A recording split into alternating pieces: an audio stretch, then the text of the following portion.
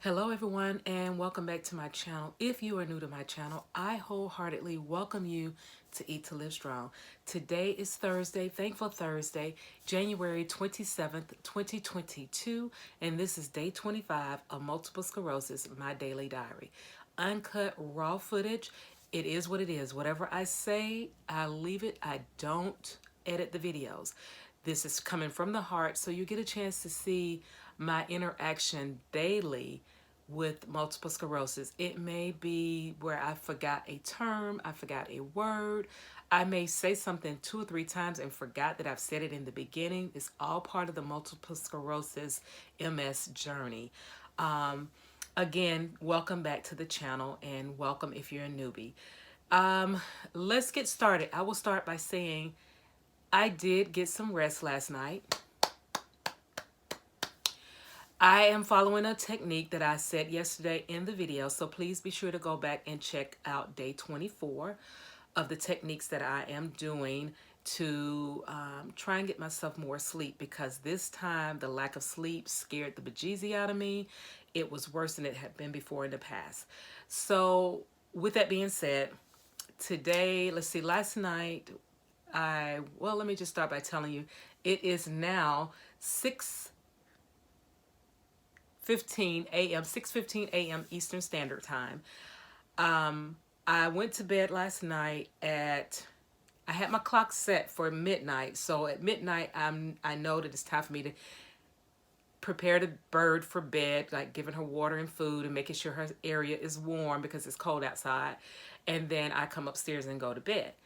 I did something different last night. I started that task of getting her prepared before midnight. So I started her tradition at 11 p.m. Eastern Standard Time.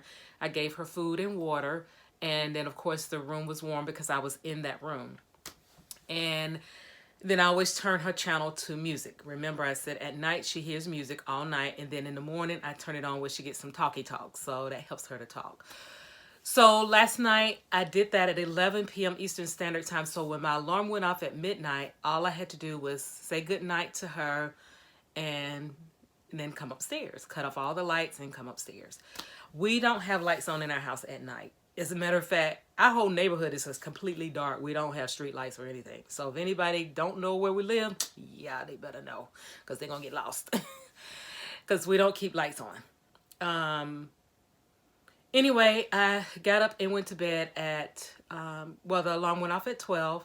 And then, of course, I go and secure the house, make sure, because my fam bam will come in the house and forget to turn the alarm on. They'll forget to turn the alarm on the cars and all that stuff, even though we don't really worry about it, but better safe than sorry, right? And you want to be secure in your home.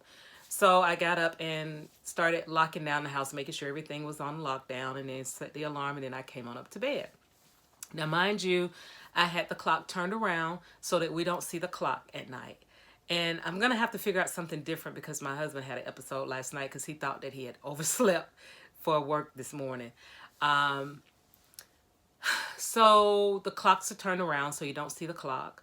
I do have a clock on the wall, but you can't see it. It's not like a digital clock where it shows all night or anything. It's not bright. It's just there, and it changed automatically with the time. It's an anatomical clock, I think that's what it's called. Anyway, it changed automatically for the time changes. Anyway, so the bedroom was dark, of course. The clock was turned around, the TV was off, and then I deposited my phone into the bathroom where we decided to do that at night. So I'm not up at 3 o'clock in the morning on TikTok or YouTube or Facebook or Instagram. It's all in the past. It's in the bathroom. I don't touch it. So I got upstairs and did all of that. And when I got in the bed, I tossed and turned and did not go to sleep right away. And I finally got up because I didn't sleep, and it seemed like it had been hours. But of course, I didn't look at the clock. I just got up and programmed my phone on the sounds of the ocean. And I had it piped into the Bluetooth, to the speaker, so I could hear it in the room. And whether it worked or not, I don't know. But I do know that when I finally got up this morning, I had got some rest and I felt a little more rejuvenated. So thank you, Jesus. So I'm going to try the different sounds like the nature, the water, animals, whatever. I'm going to just try to see which one works best for me. I did meditate last night also before bed. So it's meditation and prayer works, guys. So after my, and of course, after prayer and all of that stuff, I did finally, again, get some rest. So now I'm going to talk to you today about, well, I had my breakfast. You know the routine. I don't know if it's here or here, but we'll just do that. The breakfast is there. I followed the food plan. So now today I'm going to talk to you about, of course, symptoms of multiple sclerosis. Now, I have started back telling you things that happened prior to me becoming diagnosed with multiple sclerosis, because I, in my heart and feeling, think that I have been with multiple sclerosis long before my diagnosis. And I started by telling you some of the things that happened, such as the falling. Oh God, I forgot what I said. So you'll have to go back and look at the videos. But I remember those things. But as I come to telling you step by step, now we're going to start talking about the diagnosis itself for multiple sclerosis. So, but if I remember something from the past, I will blurt it out in some of the videos. That is the whole idea of having this uncut raw footage. So again, I have to tell you this before I start telling you about the symptoms. Please keep track of your symptoms. Don't depend on my symptoms to say that you're having the same symptoms that you have multiple sclerosis. That's not how it works, guys. If you're having symptoms, track them and go to your medical professional. I am different than you. You are different than I. And as a matter of fact, many of the multiple sclerosis patients, we all have different symptoms. We may have one or two of the same. So do not depend on my symptoms to self-diagnosis of that. Is not cool. Go and see your medical professional. Now, so today, up to the diagnosis, I will say that for years, and this is one of those long time ago things, for years I've had the numbness here. I don't feel anything on this half of my hand. So from here, all these two fingers all the way down, I don't feel anything. I don't feel anything. Numb, tingling, numb. And I was told years ago to go and have a nerve testing done. And people were like, oh, it's going to hurt, it's going to hurt. Don't listen to people tell you that, first of all. I did that several times on several different occasions. And after the procedure was done, I wanted to really go get them and just snatch them up. Say, why would you tell me that? Because it didn't hurt. But my pain level is higher than everybody else's, pretty much, evidently. So, but anyway, I never got the nerve testing done until I was diagnosed with multiple sclerosis. But my next thing that actually led me over into the diagnosis with multiple sclerosis is I worked for this company for 4 years. I knew every inlet, outlet, every shortcut, every desk, everything. With my eyes closed, I can walk through that entire office like my household.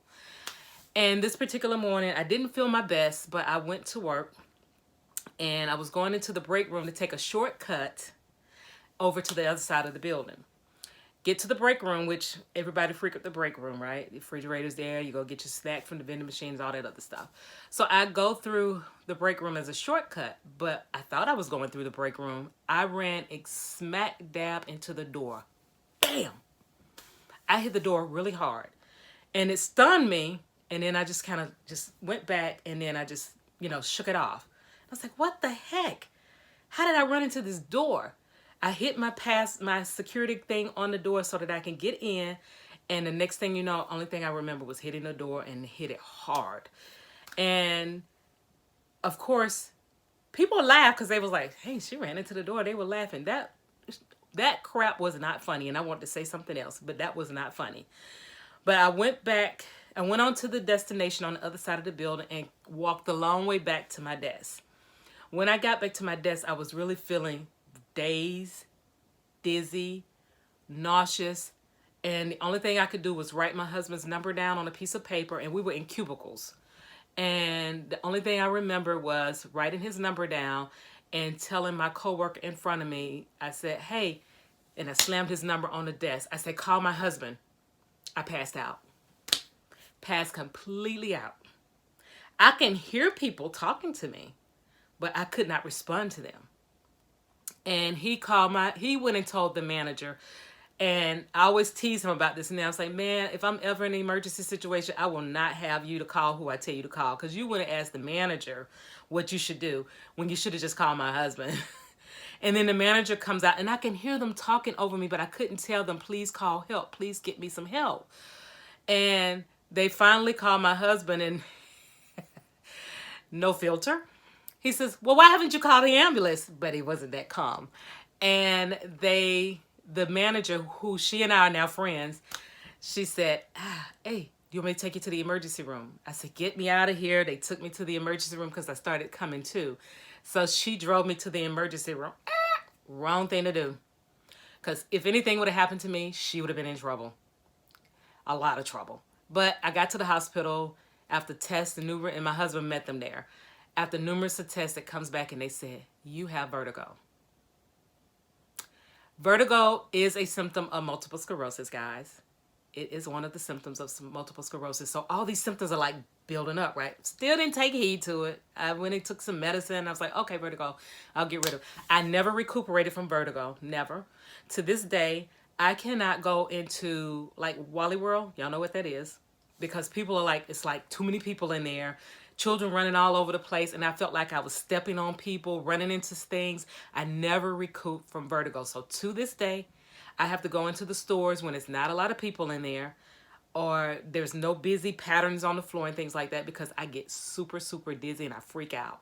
So vertigo was one of the symptoms that led me up to thinking something is wrong, right? But I didn't go and get tested for multiple sclerosis, but I will tell you on the next video what got me to the hospital and get my diagnosis for multiple sclerosis, guys. So thank you so much for joining me today. Sorry I went over a little bit, but please take heed to your symptoms. Write them down. Go get yourself checked.